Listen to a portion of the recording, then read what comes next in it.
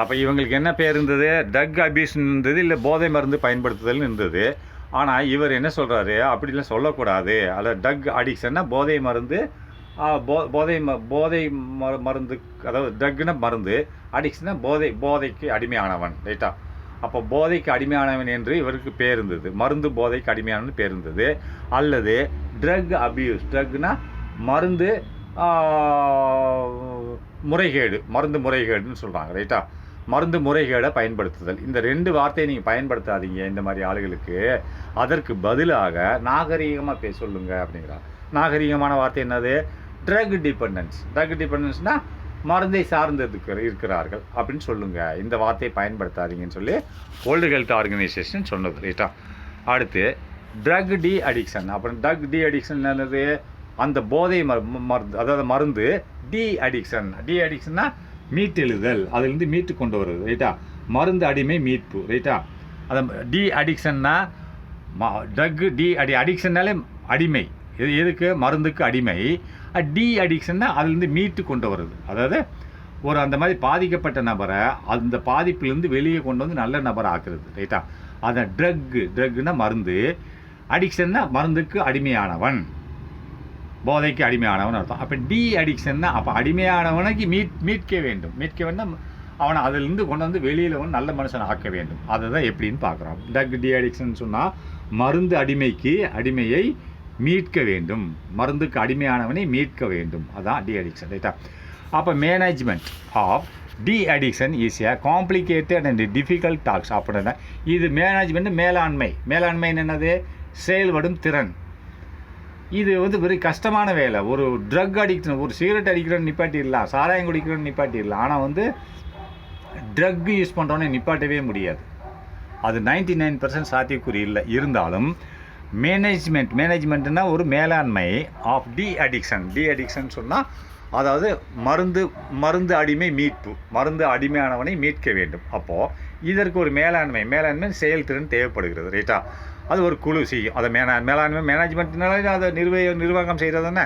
அப்போ management of de addiction is a காம்ப்ளிகேட்டட்னா ரொம்ப கடினமான, மற்றும் டிஃபிகல்ட்னா கடினம் தான். காம்ப்ளிகேட்டட்னா ஒரு காம்ப்ளிகேட்டட் அண்ட் டிஃபிகல்ட் ரெண்டும் ஒன்று தான். காம்ப்ளிகேட்டட்னா ஒரு கஷ்டமான மற்றும் டிஃபிகல்ட் கடினமான செயல்.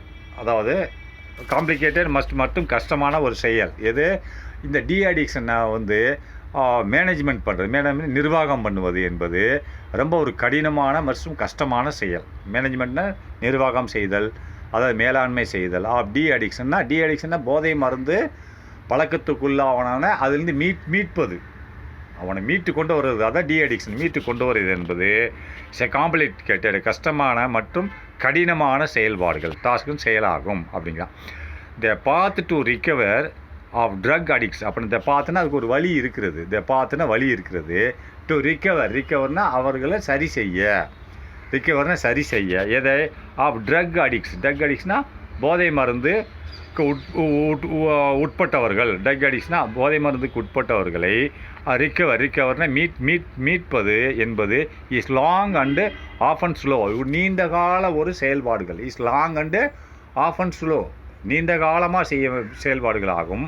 அண்ட் ஆஃபன் ஸ்லோ, மெல்லத்தான் செய்ய வேண்டும், ரைட்டா? இது நீண்ட காலம் எடுக்கும். உடனே அவனை சரி பண்ண முடியாது. 5 வருஷமோ 10 வருஷமோ எடுக்கும். ஆனால் அது மெல்லத்தான் நடக்கும் அப்படிங்கிறாங்க. அதாவது த பாத், ஒரு வழி இருக்கிறது. டு ரிகவர், மீட்டெடுக்க வேண்டிய வழி இருக்கிறது. அந்த வழியானது எனது ஆஃப் ட்ரக் அடிக்ட்ஸ்னா போதை மருந்துக்கு பழக்கமானவர்களை மீட்டெடுப்பது என்பது ஒரு நீண்டகால செயல்முறை. லாங் அண்டு ஆஃபன் ஸ்லோ, மிகவும் மெதுவாகத்தான் செயல்பட வேண்டியிருக்கும், ரைட்டா? நெக்ஸ்ட் ஃபேமிலி மெம்பர்ஸ்னு என்னது? குடும்ப நபர்கள். அந்த சம்மந்தப்பட்ட அந்த போதை மருந்துக்கு அடிமையானவன குடும்ப நபர்கள் மற்றும் நண்பர்கள் மற்றும் சொசைட்டி, சமூகங்கள். இந்த 3 பேரும் ஃபேமிலி மெம்பர்ஸ், அந்த அடிமையானவனோட நண்பன் மற்றும் சொசைட்டி, இந்த 3 பேர்களும் அந்த whole have a very important role to play. அவங்க மொத்தம் ஹோல்னால் 3 பேரும் சேர்ந்து அந்த ஹோல் ஹேவ்னு இருக்க வேண்டும். வெரி இம்பார்ட்டன்ட், முக்கியமான பங்கு எடுத்துக்கொள்ள வேண்டும். ரோல்னா பங்கு, இம்பார்ட்டன்ட் முக்கியமான பங்கை எடுத்துக்கொள்ள வேண்டும் இந்த செயல்பாடுக்கு. டு பிளேனா விளையாடுவதில்லை, செயல்படுவதற்கு. பிளேனா ஆக்சுவல் விளையாடுதல் தான்.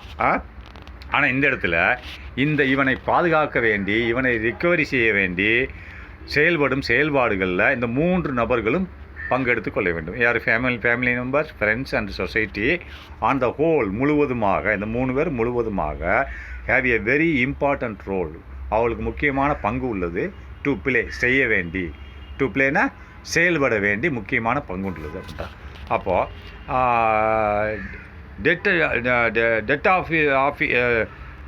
டீடாக்சிஃபிகேஷன் டீடாக்சிஃபிகேஷன் அதான். அதான் டீடாக்சிஃபிகேஷன்னா என்னது அப்படின்னு பார்த்தீங்கன்னு சொன்னால், ஒரு நச்சுன்னா ஒரு பாய்சன், ரைட்டா? பாய்சனை நீக்குவது, ரைட்டா? நச்சு நீக்கல்னு சொல்லுவான். டீடாக்சிஃபிகேஷன் சொன்னால் டீனை நீக்குவது, டாக்சிஃபிகேஷன் நச்சுன்னு அர்த்தம், ரைட்டா? டாக்சிஃபிகேஷன்னா நச்சுன்னா விஷம், ரைட்டா? விஷத்தை நீக்குவது, அப்போ நச்சு நீக்கம், ரைட்டா? அப்போ நச்சை நீக்கிறதுன்னு சொல்கிறோம். அது எப்படி தான் இந்த குடிக்கிறதே, இந்த போதை மருந்து ஏற்றுறதே நச்சு தானே. அப்போது அதான் டீடாக்சிஃபிகேஷன் சொல்கிறோம். டாக்சிஃபிகேஷன் அப்படின்னா நச்சை நீக்குதல். அப்படின்னா எப்படி? The first phase of treatment is detoxification அப்படின்றான். த ஃபஸ்ட் ஃபேஸ்னு முதல் கட்ட ட்ரீட்மெண்ட்னு சொன்னால் அவளுக்கு கொடுக்கக்கூடிய சிகிச்சை, முதல் கட்ட சிகிச்சையானது இஸ் டீடாக்சிஃபிகேஷன். அப்போ டீடாக்சிஃபிகேஷன் சொன்னால் டீடாக்சிஃபிகேஷன் நச்சு நீக்கம் தான் இருக்கும், ரைட்டா? அதில் உள்ள விஷத்தன்மையை எடுப்பார்கள், ரைட்டா? Next the drug is stopped gradually. பிறகு அவன் எடுத்துக்கொள்ளக்கூடிய அந்த மருந்து ஸ்டாப்டு கிராஜுவலி, சிறிதாக குறைக்கப்படும். உடனே நிப்பாட்ட முடியாது, கொடுத்துட்டு தான் இருப்பாங்க, கொஞ்சம் குறைப்பாங்க, ரைட்டா? த ட்ரக் இஸ் ஸ்டாப்டு, நிறுத்தப்படுகிறது. கிராஜுவலினா சிறிதாக நிறுத்தப்படுது. அவன் 100 ml எடுத்துகிட்டு இருக்கான் டெய்லின்னா, மொதல் நாளில் 99 ml கொடுப்பாங்க, 1 ml கட் பண்ணுவாங்க. ஒரு 10 நாள் கழித்து 98, இப்படியே கொஞ்சம் ஒரு ml கட் பண்ணி கொடுத்துட்ருப்பாங்க, ரைட்டா? அதான் சொல்கிறான், த ட்ரக் இஸ் ஸ்டாப்டு கிராஜுவலி. இந்த மருந்தானது நிறுத்தப்படுகிறது. கிராஜுவலின்னு சிறிதாக நிறுத்தப்படுகிறது. And the addict is helped. அந்த அடிக்ட்னா அந்த போதைக்கு உள்ளானவன் இஸ் ஹெல்ப்டு, உதவி செய்யப்படுகிறான். எதற்கு? To overcome the withdrawal of symptoms. To ஓவர் கம்னா வெளியில் வர, எதுலேருந்து வெளியே வர? அந்த போதையிலேருந்து வெளியில் வர. To overcome the withdrawal of symptoms. வித்ராவல்னா திரும்ப பெற, சிம்டம்ஸ் அறிகுறிகள். அவன் போதைக்கு அடிமையானவன் என்ற அறிகுறியிலிருந்து திரும்பி பெற்று வெளியில் வருவதற்கு உதவி செய்யப்படுகிறது. இப்படி ஒன்றா நிறுத்தி கொஞ்சமாக நிறுத்துறதுனால அந்த அடிக்ட்னு போதைக்கு உள்ளானவன் இஸ் ஹெல்ப்டு, உதவப்படுகிறான். எதற்கு வேண்டி? டு ஓவர் கம், வெளியில் வர வேண்டி. இதில் போதையிலேருந்து வெளியில் வர வேண்டி. இதை overcome the withdrawal of சிம்டம்ஸ்னால் அறிகுறி. அவனுக்கு போதை அறிகுறியிலிருந்து வெளியில் வர வேண்டி அவன் உதவி செய்யப்படுகிறான் அப்படின்றான். ஆஹாஹா, சரி.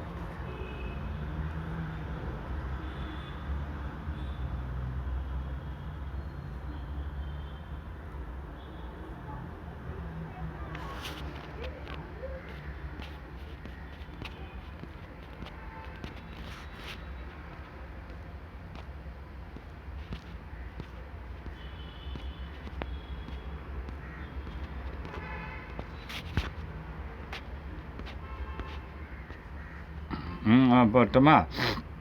and addict is helped to next the addict undergoes severe physical and emotional disturbance. இந்த மாதிரி நேரத்தில் அந்த அந்த போதை ஆசாமி, அடிக்ட்னா போதை ஆசாமி, அண்டர்கோஸ்னா அவன் உட்படுகிறான். ஏன்னா இந்த மாதிரி நிப்பாட்டின உடனே அவனுக்கு ரொம்ப உடம்பு வலி மற்றும் மண்டை டென்ஷனாக இருக்கும், ரைட்டா? அண்டர்கோஸ்னா உட்படுத்தப்படுகிறான்.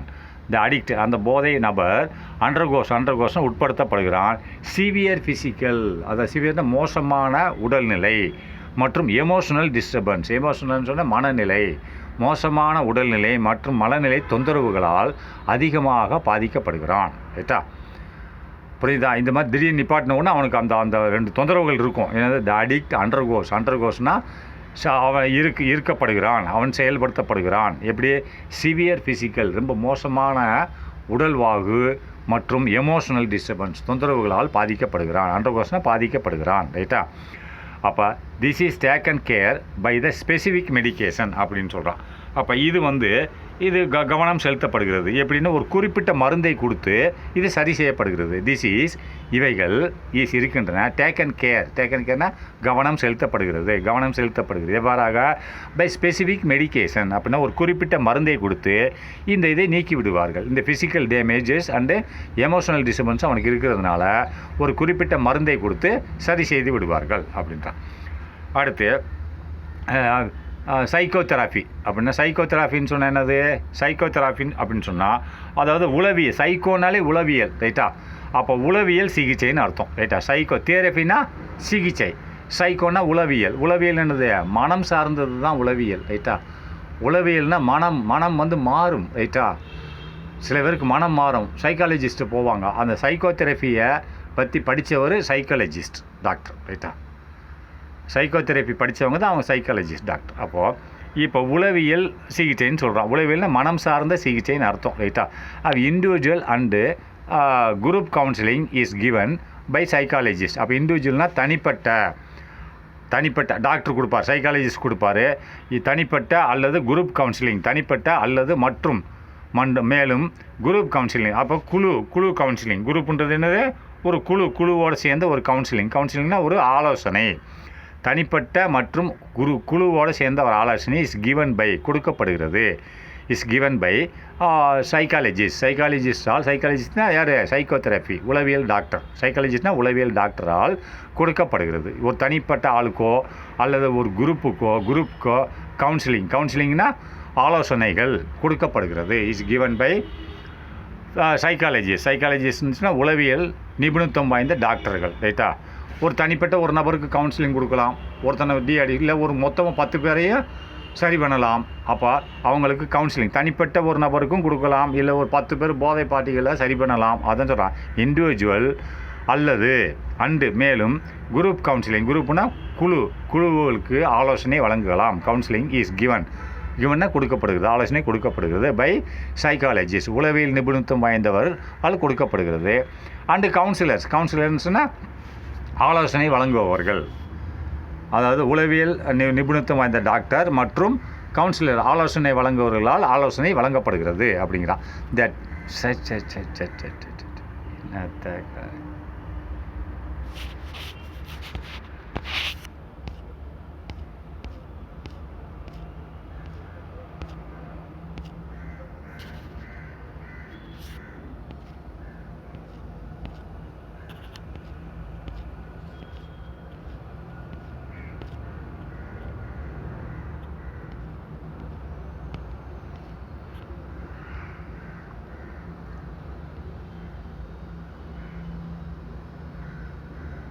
ரைட்டா?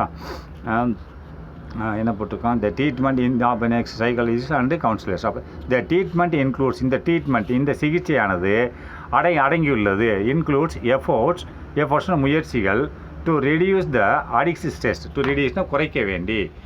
இதை குறைக்கணும்? Addicts stress. அடிக்ஸ்னா போதை ஆசிமையோட ஸ்ட்ரெஸ்னால் மன அழுத்தத்தை குறைக்க வேண்டும். இந்த சிகிச்சையில் என்னென்ன இருக்குது? இன்க்ளூட்ஸ்னு அடங்கி இருக்கிறது. எஃபோர்ட்ஸ்னால் முயற்சிகள் எடுக்க வேண்டும். எதுக்கு? டு ரெடியூஸ் குறைக்க. எதை குறைக்க?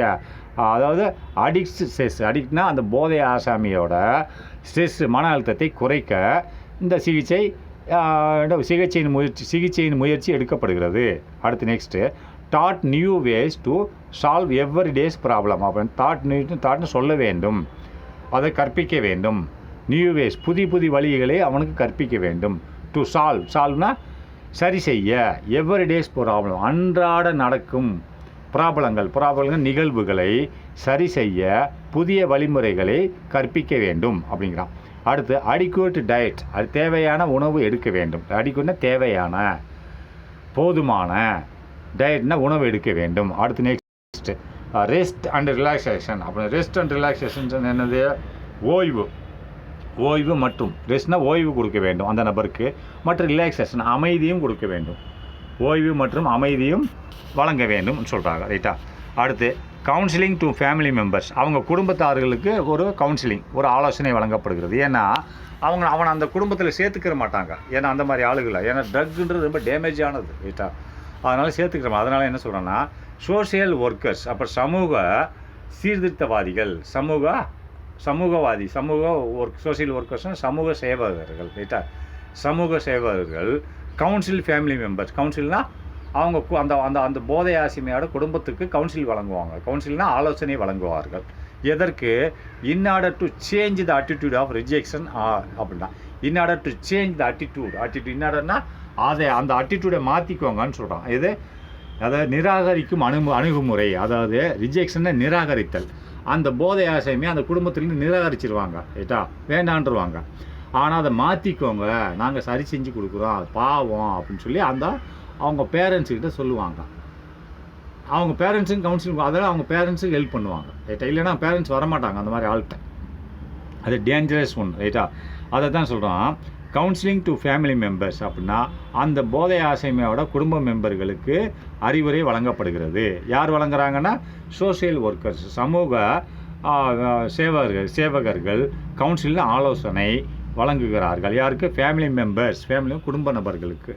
இந்த குடும்ப நபர்களுக்கு? அந்த போதையில் உள்ள குடும்ப நபர்களுக்கு, அந்த போதை ஆசாமியோட குடும்ப நபர்களுக்கு அவங்க நபர்களுக்கு ஆலோசனை வழங்குகிறார்கள். என்ன ஆலோசனை வழங்குகிறார்கள் அப்படின்னா இன் ஆர்டர் டு சேஞ்ச் அப்படின்னா அவங்களோட மனநிலையை மாற்றிக்கிற சொல்கிறாங்க. யார்? இந்த சோசியல் ஒர்க்கர் போய் அவங்க அப்பா அம்மாட்ட போய் உங்கள் மனநிலையை மாற்றிக்கோங்க. என்ன? சேஞ்ச் த ஆட்டிடியூட்னா அணுகுமுறையை மாற்றிக்கொள்ளுங்கள். சேஞ்ச் அணுகுமுறை ஆஃப் ரிஜெக்ஷன்னா நிராகரிக்கும் அணுகுமுறையை மாற்றிக்கொள்ளுங்கள். நிராகரிக்கிறது இந்த போதை ஆசையுமே வேண்டான்ட்டாங்க.